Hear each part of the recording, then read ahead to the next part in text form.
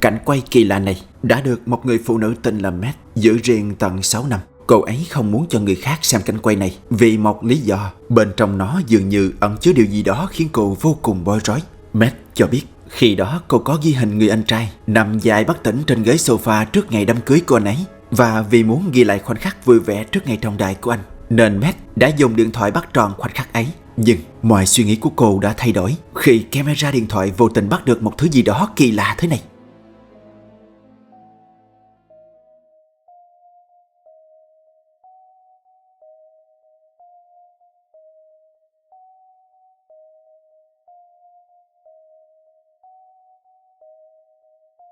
Matt khẳng định vào thời điểm ghi hình chỉ có cô và anh trai trong nhà, không còn ai khác. Nhưng không rõ đây là gì lại đột ngột xuất hiện và biến mất không lâu sau đó ở cuối hành lang.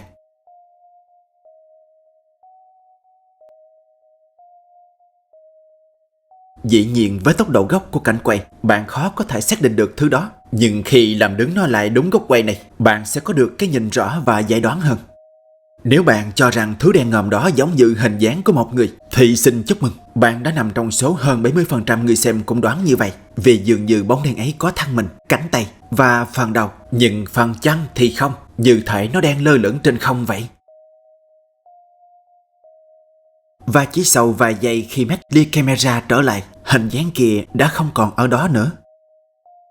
Một người xem đã sử dụng công nghệ hiện đại làm rõ hình ảnh và áp dụng vào cảnh quay của Matt, và nó đã cho ra hình ảnh này. Dù đã có công nghệ hiện đại mô phỏng lại, nhưng hình ảnh kỳ lạ kia vẫn không có đôi chân. Một số người xem cho ý kiến rằng có thể đây là hiện tượng bóng tối bị kéo giãn do ánh sáng kém, hoặc là hiệu ứng Roland Shutter khi lia camera quá nhanh khiến vật thể bị biến dạng. Số khác thì nghi ngờ rằng đó có thể là cái bóng của một vật thể nào đó trong phòng. Nhưng chính Matt khẳng định thời điểm đó trong nhà không còn ai khác ngoài cô và anh trai. Vậy theo bạn, điều gì thật sự đã xảy ra trong cảnh quay này? Một hiện tượng quang học ngẫu nhiên, một lỗi kỹ thuật từ camera, hay là điều gì đó đen tối đang cố chứng minh rằng họ có tồn tại? Hãy chia sẻ góc nhìn của bạn bên dưới, vì câu trả lời hợp lý nhất vẫn do bạn quyết định.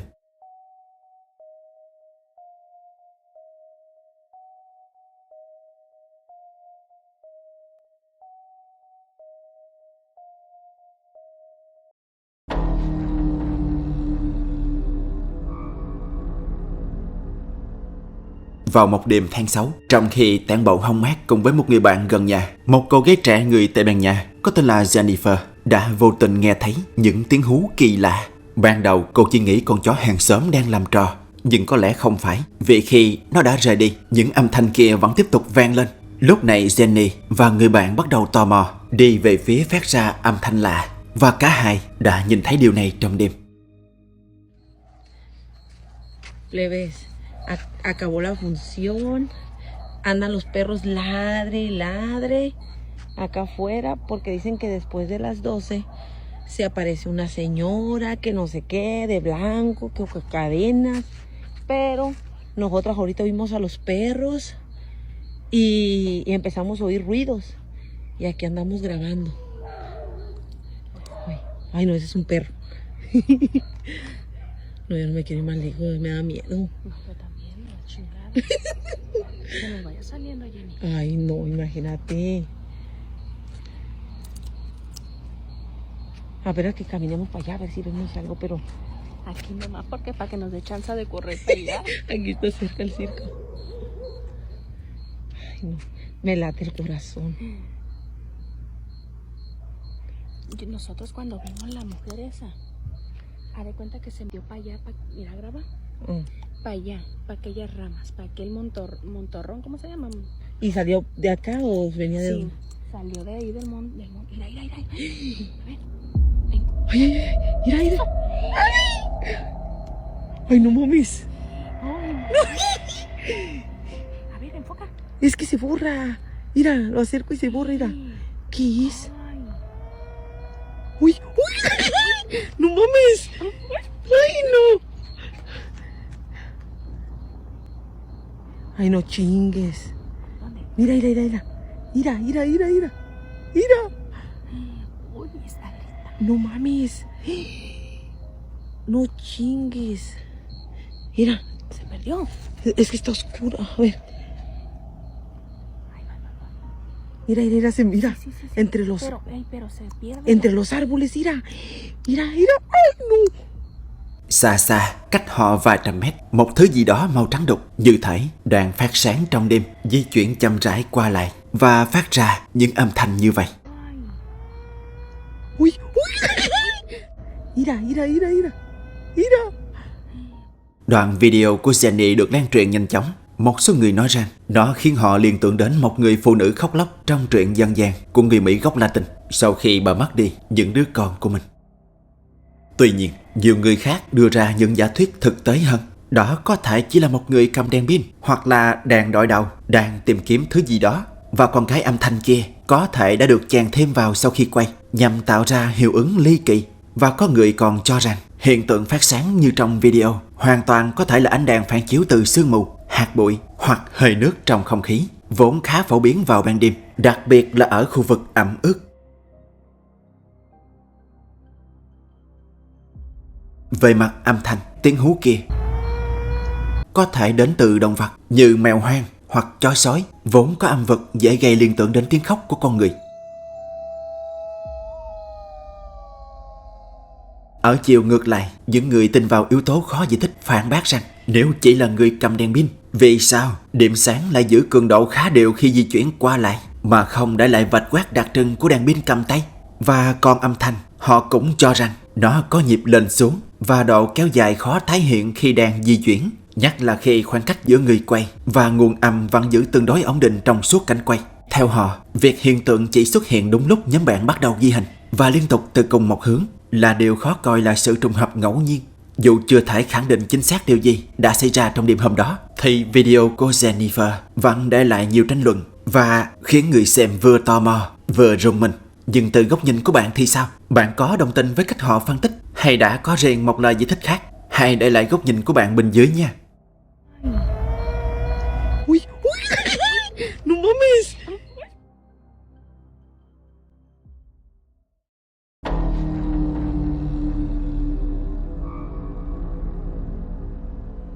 Gabi, một người mẹ sau nhiều lần mang thai không thành công, nhưng cuối cùng cũng đã có được một niềm hạnh phúc lớn là Regina. Và trong suốt hành trình từ lúc mang thai đến khi sinh, Gabi đã ghi lại tất cả, vì với cô đó là một phép màu. Và không có gì lạ khi nhìn thấy cô ấy chia sẻ những khoảnh khắc đáng yêu đời thường của con gái lên trang cá nhân, từ lúc Regina còn là một đứa bé sơ sinh cho đến ngày đầu tiên cô bé được đến trường. Tuy nhiên, trong đó có một vài video khiến nhiều người xem bối rối. Mọi chuyện bắt đầu từ khi Gabi quay lại khoảnh khắc Regina còn là một đứa bé.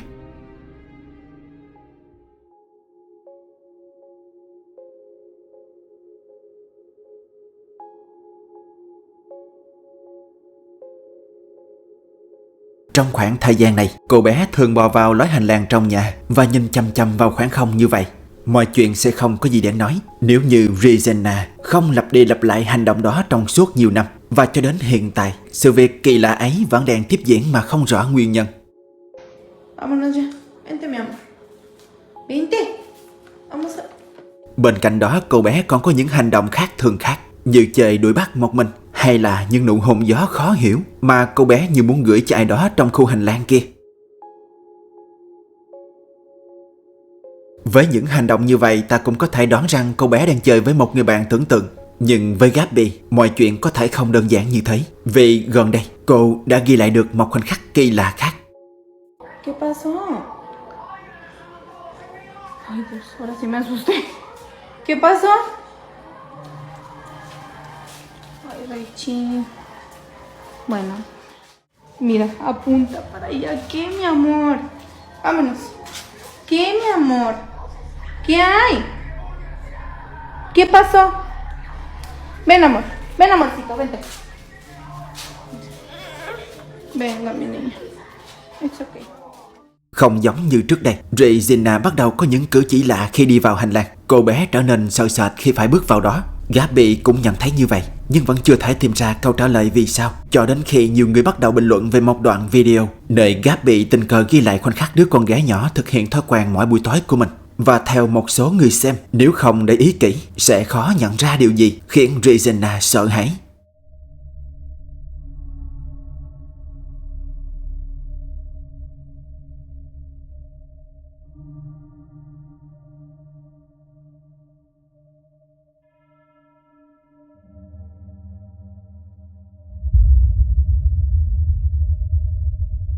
Ban đầu tưởng chừng sự đáng yêu của Regina đã tạo nên sự chú ý mạnh mẽ từ công đông, nhưng không, chính thứ kỳ lạ này mới là điểm nhấn. Ở phía sau, cách xa, bên trong một cái tủ quần áo đang mở, rất nhanh một bóng đen lướt qua.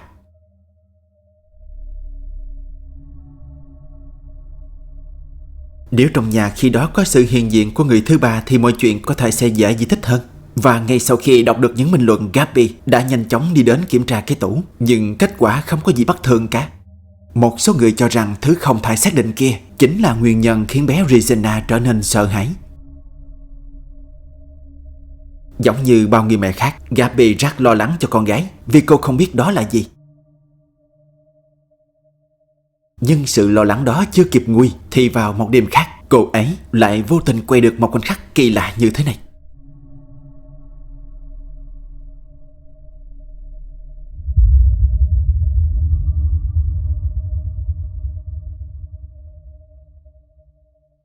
Giống như video trước, một thứ gì đó đang di chuyển ở phía sau tấm kính mờ kia, và chỉ trong chớp mắt, nó dường như đã tan biến. Nếu đúng như lời Gabi nói rằng trong nhà không còn ai khác, vậy thì những hình thù không xác định này là gì?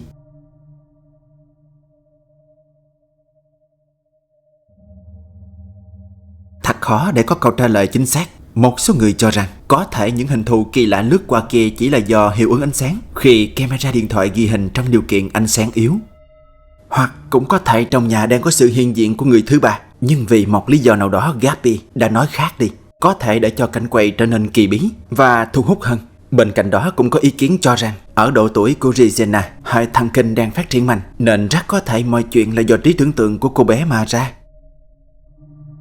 Tuy nhiên, phản biện lại các giả thuyết trên, không ít người cho rằng hành vi kỳ lạ của bé Regina đã xuất hiện từ sớm, lặp đi lặp lại nhiều lần quanh khu vực hành lang, chứ không phải chỉ là một hiện tượng nhất thời gần đây.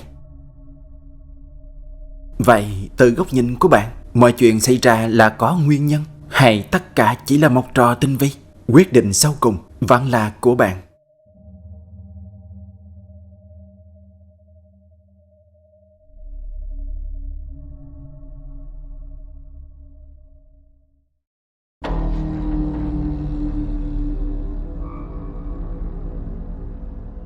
Trong khi làm việc tại một bệnh viện, Daniel, một nhân viên y tế, đã ghi lại một trong những hiện tượng kỳ lạ mà anh từng nhiều lần vô tình chứng kiến, nhưng cho đến nay vẫn không có lời giải thích rõ ràng.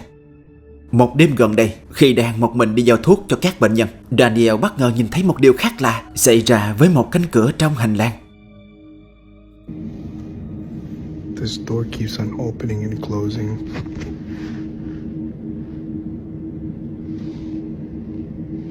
Like, there's nobody here. I'm not doing the sensor. But it keeps on opening and closing.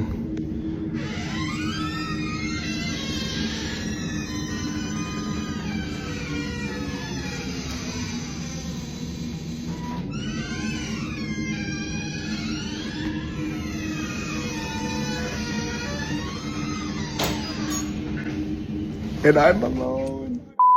Alone. Anh ta cho biết đây là cửa mở bằng cảm biến chuyển động hồng ngoại. Cửa chỉ mở khi phát hiện có người hoặc một vật thể chuyển động trong vùng quát. Nhưng trong tình huống này, cánh cửa tự động mở ra rồi đóng lại dù xung quanh hoàn toàn không có ai. Đặc biệt là khi đó chính Daniel cũng không đứng gần khu vực cảm biến.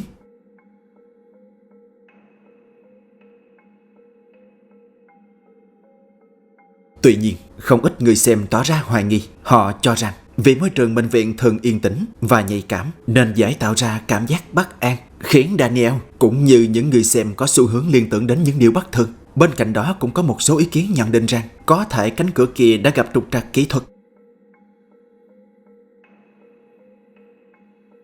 Trên thực tế, các hệ thống cảm biến hồng ngoại nếu gặp sự cố nhiễu tín hiệu hoặc đặt sai góc quát đều có thể tự động kích hoạt dù không có người thật sự đi qua. Dù là lỗi kỹ thuật hay trùng hợp, cho đến hiện tại, Daniel vẫn chưa tìm ra lời giải thích thỏa đáng. Và đoạn video này vẫn là chủ đề được thảo luận khá nhiều trên các trang mạng xã hội. Nhưng với góc nhìn của bạn thì sao? Bạn có nghĩ cánh cửa kia hoạt động bất thường như vậy là do lỗi kỹ thuật không? Hay có điều gì khác thường đang xảy ra? Nếu được, bạn có thể đặt lại suy nghĩ của mình bên dưới, vì biết đâu góc nhìn từ bạn sẽ là một ý kiến được đánh giá cao.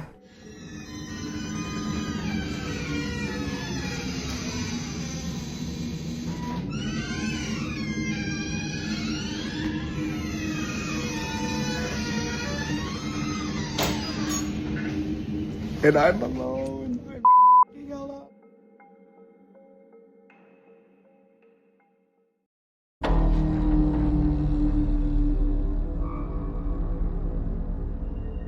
Một nhóm bạn trẻ trong khi đi vào một thang máy của một khách sạn để đến nơi họ cần đến, nhưng ngược lại, nó không hề đưa họ đến nơi họ muốn đến. Alright, so it's been doing this for a minute. And there's nothing out there. You need to hit that gym. 1888 kilogram. What's going on? Alright, you wanna Yeah. figure it out? Yeah. Alright, no, that did something. No. Dude, Amarona? I don't know. Leona. What is going on? Are we too heavy? Is there someone there? What the? Mặc dù khung cảnh khi đó hơi rờn rợn, nhưng những gì đang xảy ra có thể giải thích rằng do thang máy bị trục trặc, có thể nó đang bị chạm mạch ở đâu đó. Tuy nhiên, theo báo cáo của các du khách và cả những nhân viên đang làm việc ở đây, vì một lý do nào đó mà thang máy này luôn xảy ra tình trạng khó giải thích này. Nó luôn đi lên tầng 16, một nơi chưa hoàn thiện. Điều đó có nghĩa là nơi này chưa đi vào hoạt động, nên sẽ không có ai ở đây để bấm thang máy đi lên tầng này. Alright, no, that did something. No. Dude, Amarona? I don't know. Leona. What is going on? Vài ngày sau, nhóm bạn này tiếp tục gặp những điều kỳ lạ không thể giải thích khi họ vẫn chọn thang máy để di chuyển. Yo, so this elevator is acting mad weird. We started a few floors up, and Yo. Yo. Did we stop? Are we? Đột nhiên các thang máy ngừng hoạt động. Hóa ra vào đúng thời điểm đó cả thành phố đều bị mất điện. Và tình cờ nhóm bạn này đang ở trong thang máy. Họ đã bị mắc kẹt luôn ở đó. the backup, yeah, there you go. The backup generator's been coming on and off. We've been having the time of our lives. And yeah, we're like cooking alive. Bây giờ thì có một chút may mắn. Khi bị mắc kẹt bên trong thang máy như thế, nhóm bạn vẫn còn một chút ánh sáng từ thiết bị phát điện dự phòng của khách sạn. Nhưng có điều là nó không hoạt động bình thường, khiến ánh đèn bên trong nhấp nháy liên tục như thế. Và dường như lúc bấy giờ bên trong thang máy không chỉ có riêng họ. Xem nha. There you go. I got you. Oh, he's cooking something. What are you doing? Yep. Yep. I gotta pee. Oh, you gotta pee. It's making my bladder. I gotta pee. You gotta pee. I feel like a rapper. Shut go. I gotta pee. Oh, yeah. I'm holding my bladder. Yep. I gotta pee. I don't know what else is going on. I gotta pee. It's making me mad. Go on like so. In your I gotta pee. I'm angry like Bowser. Guys, this is probably the worst thing. Ngay dưới chân họ phía trong góc thang máy đang có thứ gì đó nhô lên. Một thứ gì đó nhỏ nhắn nhưng có thể nhìn thấy rất rõ. Tuy nhiên vào thời điểm đó, nhóm bạn không ai nhìn thấy, hoặc cũng có thể do họ không để ý thứ kỳ lạ đang trồi lên ngay phía sau họ như thế. Và sau một thời gian bị kẹt bên trong thang máy, nhóm bạn đã có thể bước ra ngoài, nhưng không phải theo cách mà họ tưởng tượng. We're moving. I know. Thank you. Where are we going? Oh, wait. Stop. No way. No. That's the same one as before. No way. All right. Một lần nữa các thang máy tự động di chuyển lên tầng 16. Và mặc dù bị mắc kẹt hơn 1 tiếng rưỡi, nhưng khi cửa thang máy mở ra ở tầng 16, nhóm bạn không ai nói lời nào, nhưng ai cũng hiểu không nên bước ra. Họ thà bị mắc kẹt bên trong thang máy còn hơn bước ra ngoài. Wait. Stop. No way. No. That's the same one as before. No. Duy có điều họ không hiểu, phải có ai đó gọi thang máy lên tầng 16. Nhưng đó là ai? Vì theo họ được biết, ở đó vẫn chưa đi vào hoạt động. Và điều đáng chú ý nhất là cái thứ đen ngòm đang trồi lên bên trong thang máy này là gì? Đến bây giờ những câu hỏi đó vẫn chưa có câu trả lời. Nếu ai trong số các bạn nhận thấy điều gì đó có thể giải thích được, xin hãy đặt nó dưới phần bình luận. Mình sẽ đọc tất cả. Wait. Stop. No. That's the same one as before. No. All right. Nếu bạn thấy những phân tích này hữu ích, ngay trên màn hình bên trái là playlist với những video cùng chủ đề. Hãy chọn vào đó để khám phá tiếp. Và đừng quên đăng ký kênh, bật chuông để không bỏ lỡ video mới mỗi tuần. Chúng ta sẽ gặp lại nhau ở video tiếp theo với nhiều dữ liệu kỳ lạ và đáng phân tích hơn nữa.